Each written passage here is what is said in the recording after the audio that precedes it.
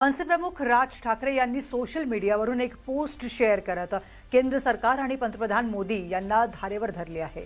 पाहुयात राज ठाकरेंनी काय पोस्ट केली आहे ती। तर राज ठाकरेंनी काय म्हटलंय ते ऐकूयात, ते बघूयात। सरकारने सोनम वांगचुक यांना ज्या पद्धतीने फरफटत नेलं त्यावरून सरकारला त्यांची काळजी नव्हती हे नक्की। त्यानंतर काल आंदोलकांवर केलेला बेफाम लाठीचार्ज हे पाहून हे सरकार मानसिक रुग्ण झालं आहे आणि त्यांनाच रुग्णालयात भरती करण्याची गरज आहे असं दिसतंय। अशा शब्दात ठाकरेंनी टीका केली आहे। मुळात धर्मेंद्र प्रधान कोण लागून गेले की त्यांचा राजीनामा घेणं हे सरकारला स्वतः अपयश वाटत आहे। माजी पंतप्रधान नरेंद्र मोदींना विनंती आहे ती परीक्षा से पे चर्चा इत्यादी करताना मग आता विद्यार्थ्यांशी चर्चा करा, त्यांच्या मागण्या रास्ता करा आहेत आणि धर्मेंद्र प्रधान आणि सरकारचा इगो यापेक्षा या देशातील विद्यार्थ्यांचा आक्रोश महत्त्वाचा आहे। 2018-19 पासून मी जनतेला सांगत होतो की मी काय या सरकारबद्दल बोलतोय हे तुम्हाला आज नाही कळणार, पण ज्या दिवशी तुमच्या दरवाजावर अन्यायाची टकटक होईल तेव्हा मी काय सांगतो हे तुम्हाला समजेल। आज सर्वांनाच दरवाजावर टकटक सुरू झाली आहे। महाराष्ट्र नवनिर्माण सेनेचा या आंदोलनाला, या मागण्यांना पाठिंबा आधीपासून होता आणि यापुढेही राहील। आंदोलनाचं चिरडण्यात कुठलाही पुरुषार्थ नसतो, तर आंदोलन होऊन देण्यात आणि झालंच तर सामंजस्याने सोडवण्यात खरा मोठेपणा असतो। मोठेपणा सर्वोच्च व्यवस्थेने दाखवण्याचा असतो। हे भान अजून सुटलेलं नाही, हे दाखवण्याची संधी गमावू नये।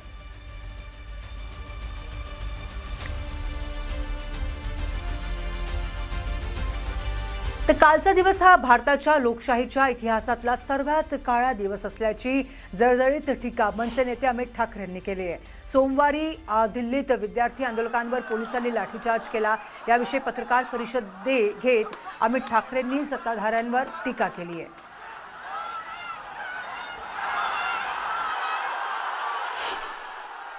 आपल्या देशाच्या राजकारणातला सगळ्यात काळा दिवस आहे, डार्केस्ट डे आहे आपला। त्या दिवशी पण बोललो, मला माहिती आहे तुम्हाला पण कुठेतरी वाटतंय आपल्या डोक्यात की हे आपलं लोकशाही कुठेतरी आपली हलते आहे, ह्या लोकांना सत्तेचा माज डोक्यात गेलाय आणि असा माज काय हे मला कळत नाहीये। कारण शेवटी 29ला आमच्या हातात असणार आहे तुम्हाला बसवायची तिकडे ताकद की नसणार आहे। ज्या लोकांनी तुम्हाला तिकडे बसवलंय त्यांची तुम्ही ही परिस्थिती केली आहे। दिल्लीच्या एका काठीमध्ये तुम्ही खिळे घुसवले होते पोलिसांनी, मला माहित नाही तुमच्याकडे आलाय की नाही, तो खिळे घुसवले होते आणि त्याच्याने मारत होते लोकांना। हे दहशतवादी आहेत, हे आतंकवादी आहेत। नीटच्या पेपर लीकमुळे 20 मुलामुलींनी आत्महत्या केली आहे, त्याच्यासाठी हे सगळं चालू आहे। त्याला तुम्ही खिळे घुसवून लोकांना मारताय।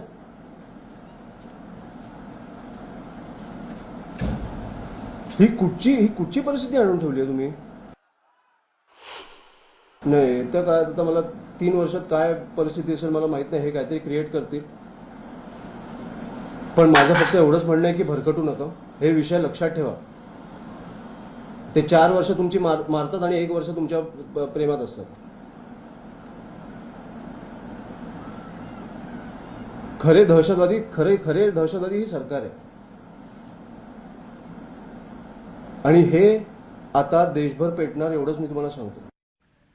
तर दिल्लीतील विद्यार्थ्यांच्या आंदोलनावरून आता राजकारण चांगलंच तापलंय। मुख्यमंत्री देवेंद्र फडणवीस यांनी याच मुद्द्यावरून आता विरोधकांवर सडकून टीका केली आहे। सोमवारी दिल्लीच्या जंतर मंतर मैदानावर विद्यार्थ्यांनी केंद्रीय शिक्षण मंत्री धर्मेंद्र प्रधान यांच्या राजीनाम्यासाठी तीव्र आंदोलन केलं। या आंदोलनात पोलिसांनी लाठीचार्ज आणि अश्रुधुरांच्या नळकांड्या फोडल्या। आता या आंदोलनाचे महाराष्ट्रातही राजकीय पडसाद उमटले आहेत। याच मुद्द्यावरून विरोधकांनी सत्ताधाऱ्यांवर टीकेची राळ उडवली आहे। तर मुख्यमंत्री फडणवीसांनी विरोधकांवर बोचरी टीका केली आहे।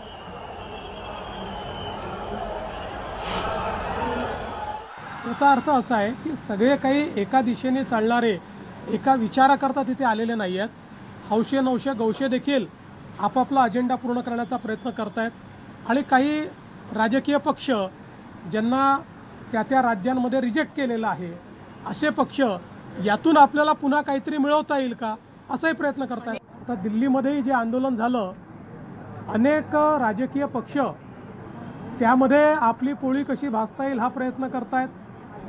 अनेक अशा संघटना की ज्या संघटनांचा या विषयाशी घेणं देणं नाही आहे, पण अराजकता कशी तयार करता येईल त्याचाही प्रयत्न करतायत. ज्यावेळी फेसलेस आंदोलन असतं त्यावेळी आपण दिल्लीमध्ये देखील बघितलं की कशा प्रकारे नेतृत्वहीन अशा प्रकारचं एक त्या ठिकाणी व्यवस्था आपल्याला पाहायला मिळाली. पोलिसांच्या गाड्या फोडणं असेल, गाड्या उलटवणं असेल, पोलिसांवर दगडफेक असेल, अशा अनेक गोष्टी घडल्या. तर नीट परीक्षेच्या कथित पेपरफुटी प्रकरणामुळे आत्महत्या केलेल्या 21 विद्यार्थ्यांना भावपूर्ण श्रद्धांजली अर्पण करण्यासाठी तसेच जंतर मंतर नवी दिल्ली येथे आंदोलन करणाऱ्या विद्यार्थ्यांवर झालेल्या अमानुष लाठीचार्जचा जाहीर निषेध नोंदवण्यासाठी डोंगरीत आंदोलन करण्यात आलंय.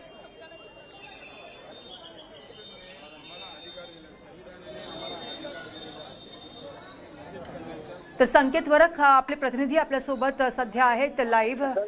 संकेत, काय अपडेट आहे सध्या? आपली उपस्थिती कुठे आहे आणि तिथे कशा पद्धतीनं श्रद्धांजली अर्पण करण्यात येते? आपण जर पाहिलं तर मी सध्या डोंगरी भागामध्ये आहे मुंबईच्या, आणि इथे नीट पेपर लीक नंतर खरं तर काही ज्या मुलांनी आपला जीव गमावला होता त्या मुलांना, त्या विद्यार्थ्यांना भावपूर्ण श्रद्धांजली म्हणून इथे जे आहे ते एक श्रद्धांजली सभा घेण्यात आली होती. आणि त्याचनंतर इकडे जे गेल्या काही दिवसांपासून जंतर मंतरवरती जे आंदोलन होत आहे त्या संदर्भात कुठे निषेध व्यक्त करणाऱ्या इकडे जे आंदोलन छोटंसं करण्यात आलं होतं. खरं तर आपण या भागात जर पोस्टर पण पाहिलं तर दडपशाहीचा तीव्र निषेध असं त्या पोस्टरवरती लिहिलं होतं. आणि त्या पोस्टरवरती जे आहे ते कालचे फोटोज पण आपण तिकडे लावलेले पाहू शकतो की आपण पाहिलं की काल जंतर मंतरवरती मोठ्या प्रमाणात जो लाठीचार्ज करण्यात आला होता. त्या लाठीचार्जच्या विरोधात इथे आंदोलन पुकारण्यात आलं होतं. त्याचसोबत एक श्रद्धांजली सभा देखील घेण्यात आली होती. मात्र श्रद्धांजली सभा इथे पार पडल्यानंतर जे पोस्टर फाडले गेले आणि निषेध व्यक्त केला गेला त्यावेळेला आपण पाहिलं की डोंगरी पोलिसांनी या आंदोलकांना जे आहे ते सध्या ताब्यात घेतलेलं आहे आणि सध्या डोंगरी पोलीस स्टेशनला दिलेलं आहे. मुंबईत ठिकठिकाणी आपण पाहतोय गेल्या काही दिवसांपासून सीजेपी असेल किंवा इतर पक्ष असतील यांच्या मार्फत आंदोलन पुकारलं जातं. हे देखील आंदोलन बघायला गेलं तर शिवसेनेचे ठाकरे गट आहे, ठाकरे गटाचं हे आंदोलन होतं. रविवार देखील ठाकरे गटाकडून जे आहे शिवाजी पार्क परिसरामध्ये आंदोलन पुकारण्यात आलं होतं आणि त्यानंतर आता हे ठिकाणी आंदोलन ठाकरे गटाकडून हाती घेण्यात आलं होतं. मात्र आंदोलन सुरू होताच पोलिसांनी जे आहे ते आंदोलकांना डिटेल म्हणजेच ताब्यात घेतलेलं आहे आणि सध्या डोंगरी पोलीस स्टेशनला नेण्यात आलेलं आहे. धन्यवाद दिलेल्या संपूर्ण माहितीसाठी. दिल्लीच्या जंतर मंतरमध्ये सोनम वांगचुकजी, अभिजित दिपके आणि अनेक युवा युवती देशातले आणि अर्थात वेगळ्या वयोगटातले देखील हे आंदोलन करत आहेत. सोनमजी उपोषण करत आहेत. त्यांना हॉस्पिटलमध्ये कसं जोर जबरदस्ती नेलं आपण पाहिलं, त्यांना भेटू कसं देत नाही हे देखील पाहिलं. परवा देखील आमचे जे खासदार आहेत त्यांना भेटायला गेले होते हॉस्पिटलला, त्यांची भेट घेऊ दिली नाही. आणि हे सगळं होत असताना काल जो मोर्चा निघाला आपण पाहिलं असं उत्स्फूर्तपणे असंख्य तरुणी दिल्लीच्या रस्त्यावर उतरले आणि हे सगळे जे देशाचं संसद भवन आहे जिथे एकेकाळी लोकशाही असायची त्या संसद भवनाच्या दिशेने मोर्चा काढू लागले होते. आणि हे सगळं आम्हाला वाटलं होतं की कोणीतरी प्रधानमंत्री कदाचित लोकांना भेटत नसतील किंवा प्रेस कॉन्फरन्स घेत नसतील, पण एक तरी मंत्री येऊन पुढे या 20 दिवसात बोलला असता किंवा आत्ता तरी कोणी चर्चेला पुढे आलं असतं. आपल्याला आठवत असेल अण्णा हजारे जेव्हा बसले होते तेव्हा मनमोहन सिंग साहेबांच्या कॅबिनेटमधून 5 मंत्री, एक नाही 5 वेगळे मंत्री चर्चेला पुढे गेले होते. स्वतः विलासरावजी होते, अनेक मंत्री होते आणि सातत्याने विरोधी पक्षाशी चर्चा करत होते. अण्णा हजारे मुव्हमेंटच्या मागे जी भाजप होती त्यांच्याशी चर्चा करत होते. ह्या सगळ्यांशी चर्चा करण्याचा प्रयत्न होता. पण कालच आपण भयानक चेहरा पाहिला, तो म्हणजे ह्या भाजपच्या राजवटीचा. कदाचित ब्रिटिशकालीन अत्याचार कमी आहेत का, त्याच्याहूनही किती पटीने जास्ती काल आम्ही अत्याचार पाहिले. म्हणजे लहान मुलांना कोणी कानाखाली मारतंय, ही लहान मुलं शाळेतली होती, ती आंदोलनात आली होती का, तर त्यांच्या भवितव्यासाठी, त्यांच्या भविष्यासाठी.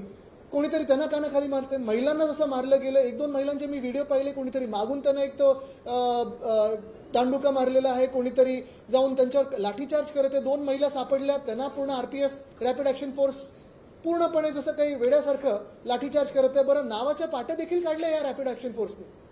म्हणजे तुम्ही भारतीय नागरिकांवर, तुम्ही हिंदुस्थान्यांवरच लाठीचार्ज जो केला, एवढा भयानक केला, अमानुष्य केला. की तुम्हाला कुठेही संवेदनशीलता नाही आहे की कोणासाठी आंदोलन होत आहे? असंच जर आपल्याला आठवत असेल तर शेतकऱ्यांना देखील हेच भाजप सरकार होतं ज्यांनी अर्बन नक्सल, माओवादी, दहशतवादी हे सगळं म्हटलं होतं, त्यांच्यावर टीयर गॅस सोडला होता, त्यांच्यावर तुम्ही पाहिलं असेल गोळ्या मारल्या होत्या. तसंच काल हेच झालं दृश्य. 19 तारखेला मुंबईत आमचं एक मोठं गॅदरिंग झालं, मोर्चा झाला आणि काल देखील अनेक लोक उत्स्फूर्तपणे वेगळ्या वेगळ्या पक्षाचे कोण असतील, कोण संस्थेचे असतील, कोण शिक्षक असतील, कोण विद्यार्थी असतील, काही काही असेच नागरिक रस्त्यावर उतरले होते.